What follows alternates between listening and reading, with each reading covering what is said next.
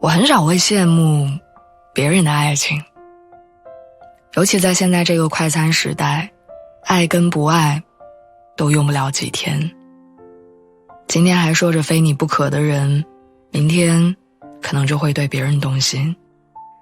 今天还甜蜜缠绵的两个人，明天就可能吵架分手。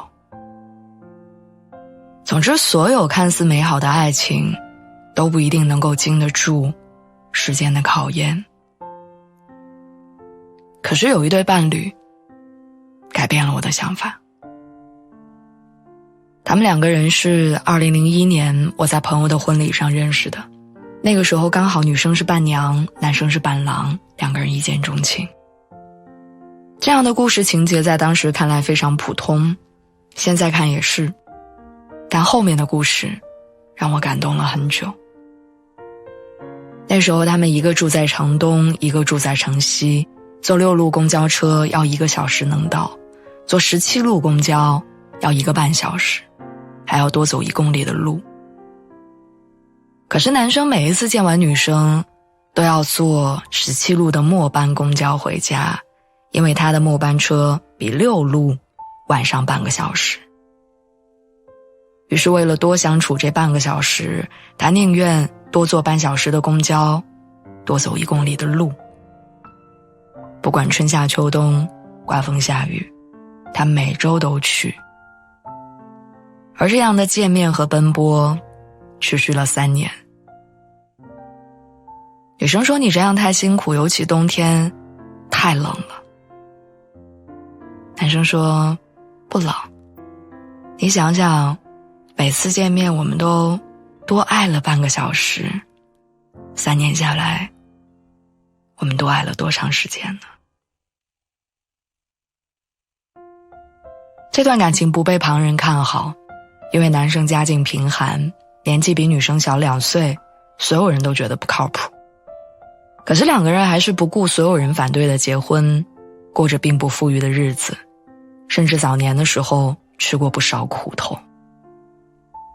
那会儿两个人开了一家早餐店，每天早上4点多就起来蒸包子、煮粥、烙饼，下午和晚上女孩就会留在家里准备第2天的食材，男生呢就推着小推车在天桥上卖煎饼，经常忙活到11、12点钟才回家。日子虽然过得辛苦，但是男生从来没有在他面前生过气、发过火。每一次收摊回去的时候，都会很开心地跟他分享自己遇到的有意思的顾客。身边很多人在那个时候说她嫁得不好，但是她心里却很肯定自己没有嫁错。2年之后，他们的日子开始好转。男生攒够了人生的第一笔10万块，这笔钱对于现在的我们来说并不多，但对当时的他们是笔巨款。他们用这笔钱又租了一家店铺，招了几个帮工打下手，把早餐店经营得越来越好，日子慢慢富裕起来。如今20多年过去了，两个人的感情依旧很好，早餐店依旧开着，还多了好几家分店。阿姨跟我讲这段故事的时候，嘴角止不住的上扬，还频频回头问叔叔，是吧？我没记错吧？叔叔虽然看起来一脸严肃，很难亲近的样子，但是他看向阿姨的时候，眼里尽是温柔。没错没错，你记性比我好，肯定不会错的。我并不知道，原来这间小小的早餐店里竟然藏着如此浪漫的爱情。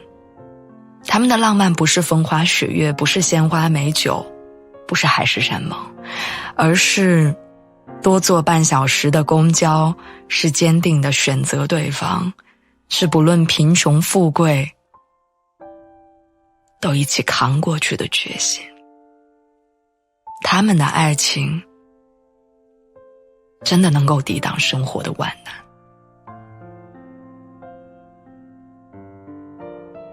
那天临走的时候，我问了阿姨一个问题：你怎么就确定当年那个穷困潦倒的小子他就是对的人呢？他说，当你真正爱一个人的时候是不会犹豫的，当你真正被爱的时候也不会怀疑的，当你同时感受到两者的时候，说明他是对的。